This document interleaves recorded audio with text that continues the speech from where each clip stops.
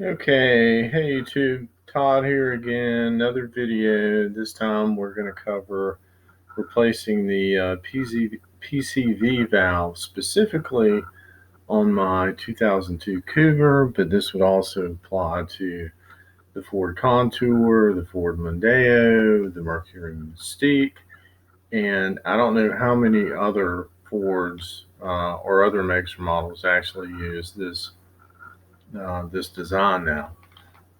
So backstory on the car a little bit. Had got the Cougar, had some running issues. Was waiting on parts to arrive. Um, I think at that point I'd already pulled the intake manifold off, throttle body, airbox, battery, so on and so forth, and kind of just doing busy work, right? Catching up on any maintenance items. So I decided to replace the PCV valve. Um, and the PCV systems have been around since the mid 60s, early to mid 60s. And these were actually the first attempt at emissions controls. And of course, they started in California, good or bad, and they're here to stay. This is actually not sure of the year. I actually started this job before I started taking any pictures because it's replacing the PCV valve is a normal maintenance item on cars since then. Um, so I didn't really think it would be that big of a deal. So um, what does PCV system do? Well, PCV stands for positive crankcase ventilation. And it's maybe kind of misleading because there's also need for ventilation on the top of the engine. So crankcase is the bottom of the engine. Combustion gases blow by the rings. They get into the crankcase. They have to be vented. Otherwise, pressure would simply build, and I guess eventually, the engine might explode or somewhere would cause leakage past the rings. Then on the top of the engine, of course, blow by gases do get by the valves, and those gases have to be vented. If you ever been to a car show or owned an older car, the valve cover breathers were, easy enough to find. They sat right on top of the valve covers. People usually dress them up with a little chrome, and it's just like a paper foam slash paper type element. But the vapors themselves just escape into the atmosphere. And for the crankcase side, generally there was just a tube that ran down to the bottom of the engine and vented the gases and anything else that came out onto the ground. So, yeah, that maybe was not the best idea. And then from an efficiency standpoint, just like with the EGR system, there's no perfect system, so there is unburned fuel contained in these vapors, along with a lot of other stuff. So if you can burn it burn the unburned fuel in your engine, then it's not coming out of your tank.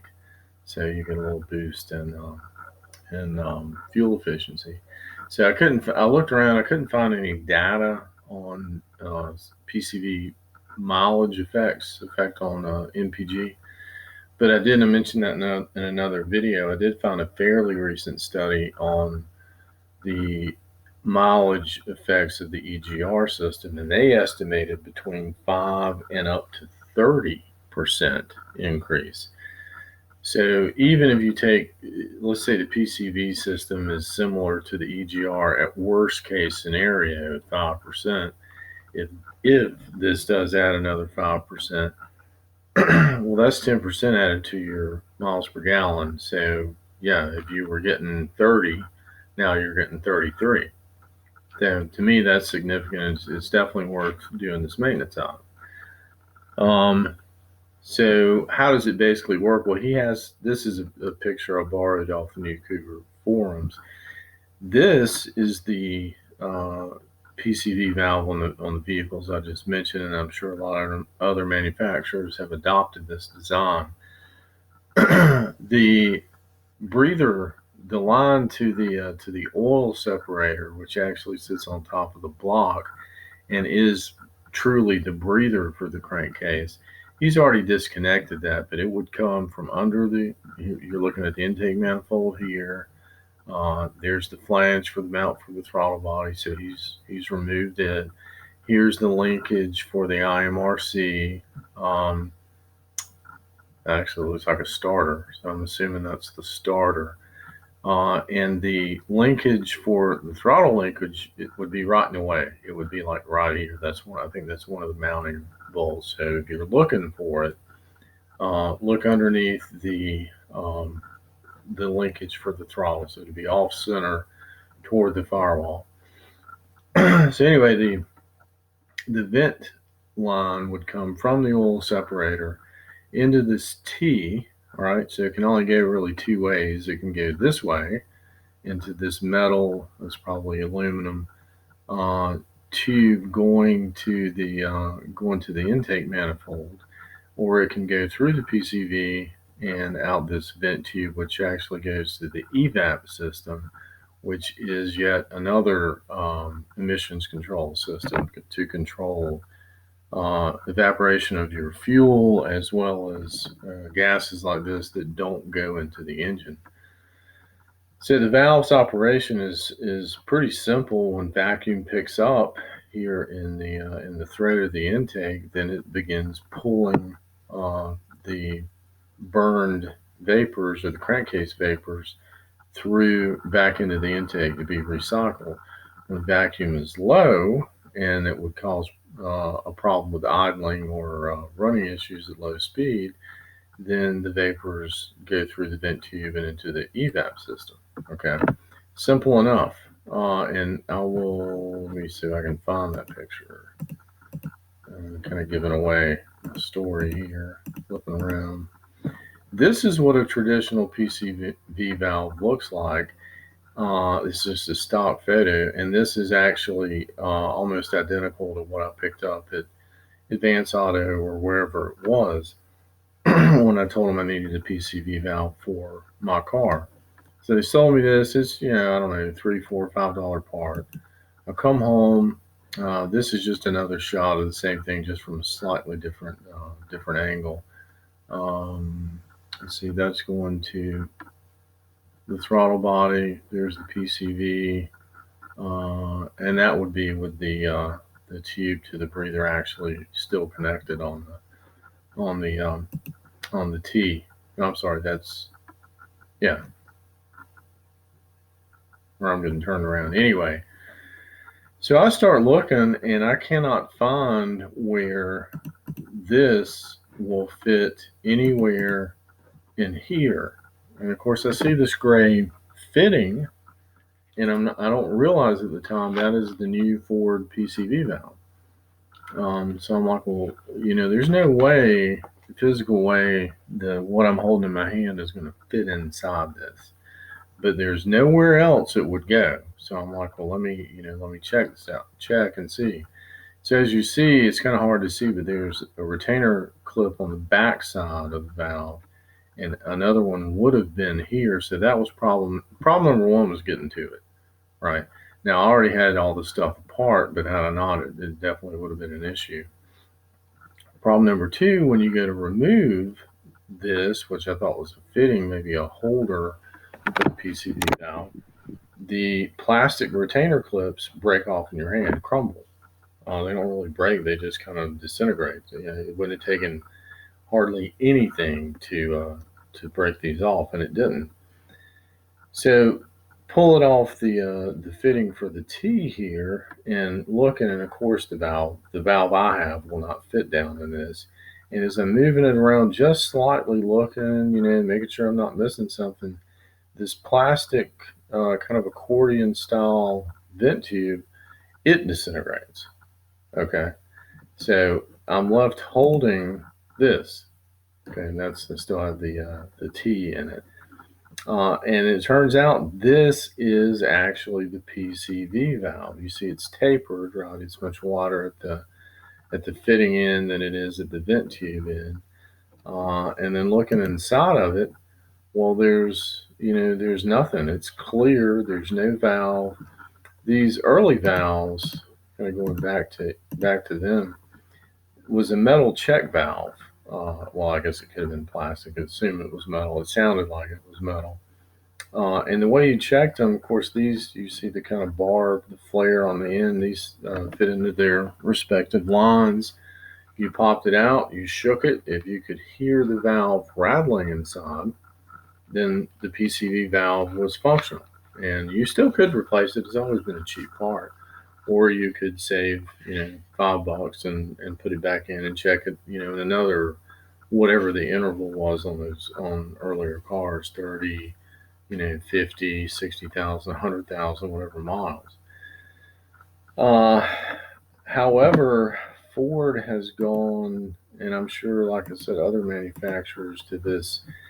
This is not a mechanical valve. This is simply a vacuum operated valve. And I'm sure in the design and engineering, the engine has to pull a, X amount of vacuum through the T before it starts actually pulling the vapors in.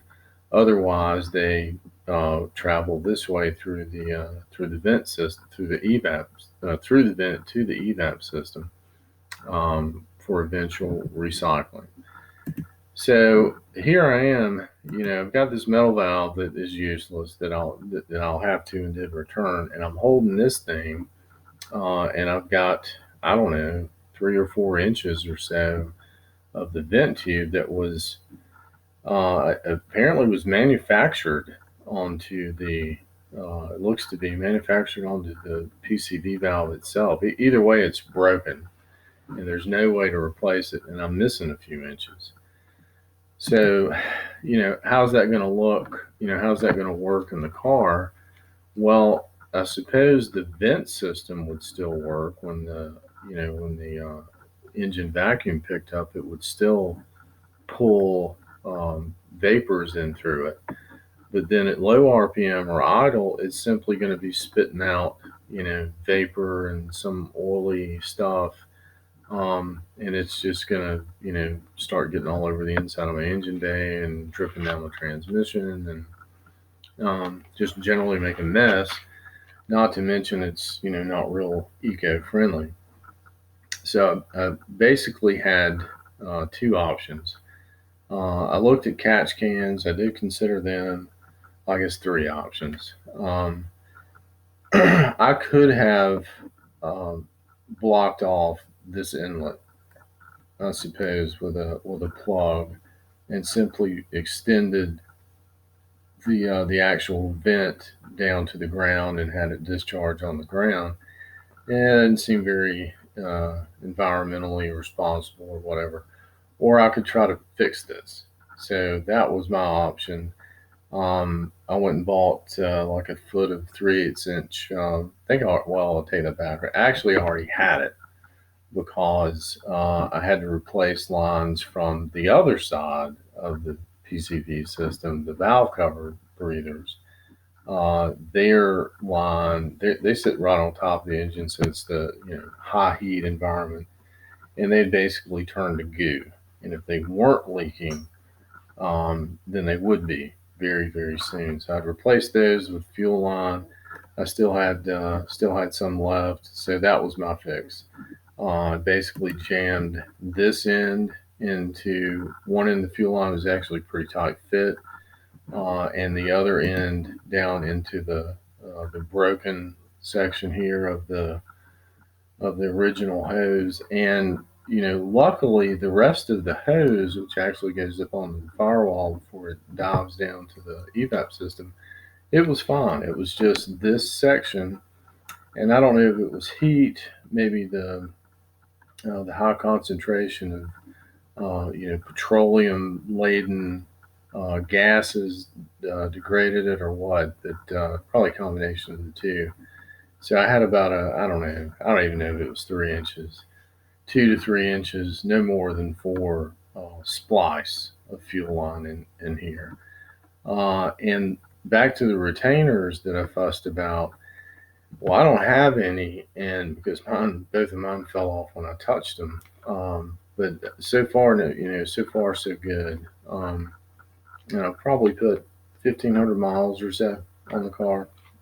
I was afraid this might blow off, or something, but it's holding there. And the only other way I could think is maybe a zip tie and twist it and loop it around. You really wouldn't be able to see it because all this stuff is going to be covered up once you reinstall the throttle body and the linkage.